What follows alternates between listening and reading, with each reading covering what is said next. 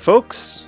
Hello, gorgeous. This is Canada, my home and native land. Might look like a nightmare for most people, but for me, this is paradise. Now, contrary to what most of the rest of the world thinks, Canada actually does get 4 full seasons. It's just that one of our seasons is very intense. A very wise mentor of mine once said, "Life is not worth living without intensity." And that's what I love about Canadian winters. They are intense. Beautiful, majestic, serene, peaceful, challenging, and intense. Intensity has played a very large part in my life. It's the source of all of my success. It's the fuel for my passion. And it's why I enjoy the things I enjoy as much as I do. Lots of kids around the world played with their toys outside, but a small number of them were able to play in elements like these, raising the stakes and making the play that much more fun. These days, my favorite thing to play with is this guy, Blondie. No, he's not named after the singer. He's actually named after one of the manliest men in cinematic history. And he's an absolute blast to play with in the snow. But before the snow dog, my favorite thing to play with in the winter as a little kid was the snow cat. Winning battles in the snow for G.I. Joe! Released in 1985, the Snow Cat was G.I. Joe's ultimate toy for Canadian boys. Get the Snow Cat and get the Jaws aboard! There may have been bigger vehicles and sleeker ones, but none of them were as well suited to a cold winter as this one. The G.I. Joe Snowcat holds 10 Joes and it's got a missile rack and torpedo skis. Part truck and part tank, this thing was armed to the teeth. Naturally, it had a white color scheme, and the yellow armaments really popped. Sometimes these toys would get left out overnight, and so if we had a light snowfall overnight, the yellow made it a lot easier to find it. The Snowcat is a 2-seater, comfortably fitting 2 vintage G.I. Joe figures. It's got a steering wheel that can swivel up and down to wherever you prefer, as well as a stick shift. There's also various console details sculpted in, and some cool venting details. It's nice when these details are sculpted in rather than just being a sticker, especially for a vehicle like the Snowcat, which would get wet frequently, causing stickers to peel off. Another nice little extra detail is the clear headlights. Again, so much cooler than a sticker, even if they don't light up. And one of the Snowcat's coolest gimmicks, which unfortunately a lot of kids didn't get to enjoy if they never got a winter, was the working windshield wiper. Interesting to note that the canopy on the cartoon opened the other way, and was often depicted as either yellow or clear, depending on how far away the shot was, or how much yellow ink the animators had at that particular moment, I guess. And above the canopy is another piece of clear plastic representing a light. In the back is a 4-missile rocket launcher. Hey, watch it! Which pivots up and down and left and right, giving the Snowcat surface-to-surface as well as surface-to-air offensive properties. And here's a great little detail a lot of the vintage G.I. Joe vehicles had. They didn't just have the standard G.I. Joe logo on them, some of them had custom logos. Here's the custom Snowcat logo. Looks like he's chomping at the bit for some snow serpents. And the Snowcat is also equipped with 2 Snowpedos. Missiles on skis! How cool is that?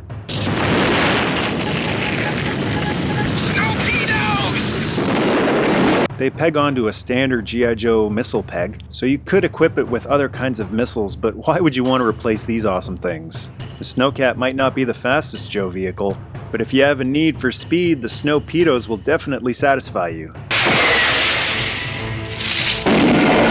Here's another cool little extra gimmick. Removable engine cover. A lot of the vintage G.I. Joe vehicles had a removable engine cover. Why? Because it's cool to be able to see a vehicle's engine. It's a guy thing. Popping a hood on a car and just standing there looking at the engine. Maybe that's why guys like to pop the hood and just stand around and look at a car's engine. They grew up staring at toy engines. And the back of the Snowcat has a gate that comes off, with plenty of space to store weapons and gear. A warning though, this wasn't really designed to store gear. There are holes in this space for the wheels and the undercarriage of the cat, and smaller items like handguns may drop through them getting lost.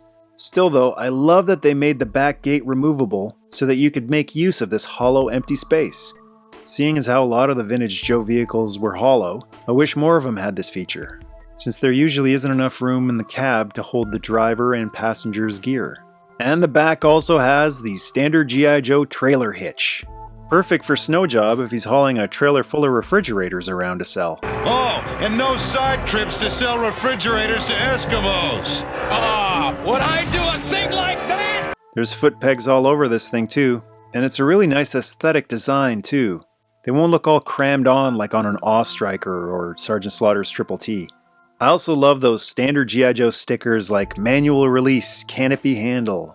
All those warning stickers brought a realism to Joe vehicles, even ones that weren't based on real vehicles. Sadly, the tank treads don't actually move. It's one big solid mold with two tiny wheels underneath, which are pretty much useless in the snow, but the front wheels spin just fine. Word of warning if you've got a vintage Snowcat and now you feel like taking it for a ride in the snow. This is old plastic and the cold does not agree with it.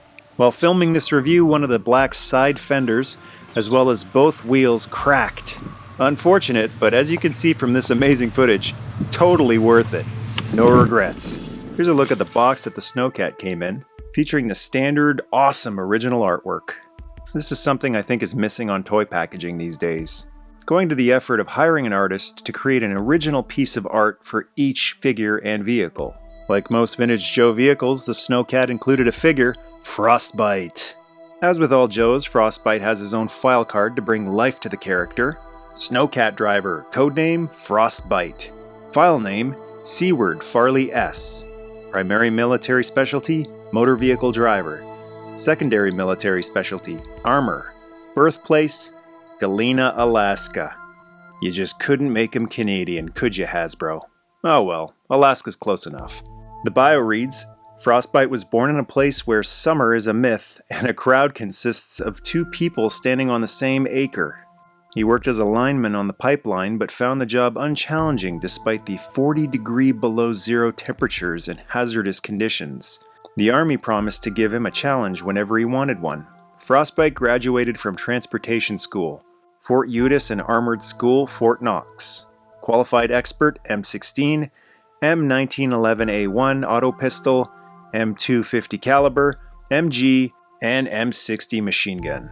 And as with all G.I. Joe file cards, there's a quote from a fellow Joe. This one is anonymous. Frostbite has to be cool. The environment he works in is too unforgiving. If his Snowcat throws a piston, he's got to step out into the weather that'll freeze a hex wrench to bare skin in 5 seconds, and carry through a repair job that would be taxing under ideal conditions. He can't afford to panic. Not if he wants to stay alive. How's that for intense? A lot of the G.I. Joe vehicle drivers didn't come with accessories, other than maybe a helmet, but Frostbite comes with a sweet M16 with a giant scope on it. Perfect for scanning the frozen tundra for lunch, or Cobra. I know exactly where he is. It's a nice looking figure. He's got a non-removable fur hat with goggles on it, shoulder holster pistol, also not removable, fur collar on his jacket, and mittens. But without a doubt, the most charming thing about Frostbite is his big grin.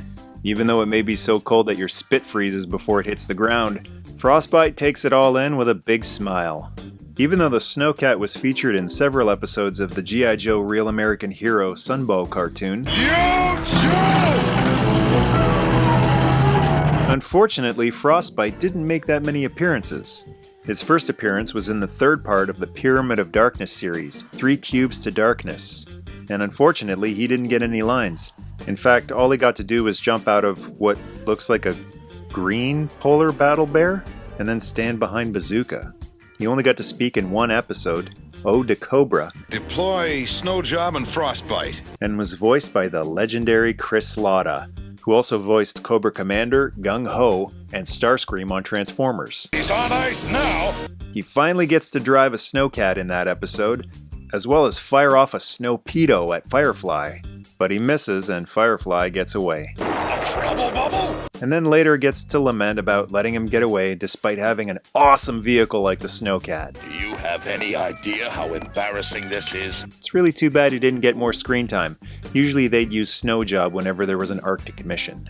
Even going so far as to have Snow Job drive a Snowcat.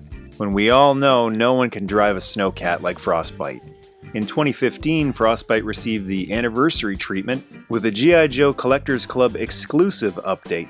One of the best parts about the modern figures is the weapons that were originally molded onto the body are now removable. The shoulder holster is now removable with a removable white pistol, which still has the Collectors Club clear elastic on it to keep it in place, so that I don't lose it in the snow. And he also has a removable white pistol on his hip holster. Frostbite also comes with a big wrench for when the snowcat breaks down. Like the original figure, the hat is not removable, but now the goggles are. I'm going to pass on trying to remove them here because cold makes plastic brittle, and I don't want to snap them.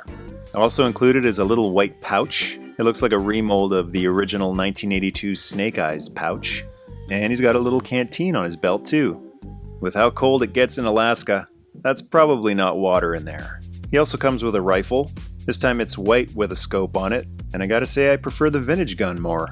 This one just seems too small and white. And here's a before and after shot. We're polar troops. The biggest thing missing from this 2015 update is the smile. Looks like the cold has finally gotten to Farley, and now he's got a boo-boo face. Here's a cool little detail they did carry over though. The original figure had a little baby blue cat logo on his upper arm, different from the one that's on the actual snowcat, and they've included it with the modern figure too. Only on the other arm for some reason. He's a great looking figure, made even better if you give him the vintage figures gun. While I'll always have a special place in my heart for the vintage figures, I really do like the look of the modern figures. They generally can hold more dynamic poses, or even poses at rest like this one. But the big question is, will he fit in the vintage snowcat? Some vintage vehicles don't have room for the modern figures because they're taller than the original ones. But I'm happy to say with a little bit of finagling, you can get the modern Frostbite into the vintage snowcat. His feet just have to go over a little lip where the original's feet would rest against. His right hand easily grabs the shifter or brake, whatever that thing is, and his left hand could easily grip the steering wheel if my fingers weren't frozen and had more dexterity at the moment. And most importantly, the canopy does close all the way without hitting his head. That to me is a beautiful sight. The snowcat in its natural element, the winter wild. Thanks for watching. Share if you liked the video, and to join the tribe, hit subscribe. Yo, Joe!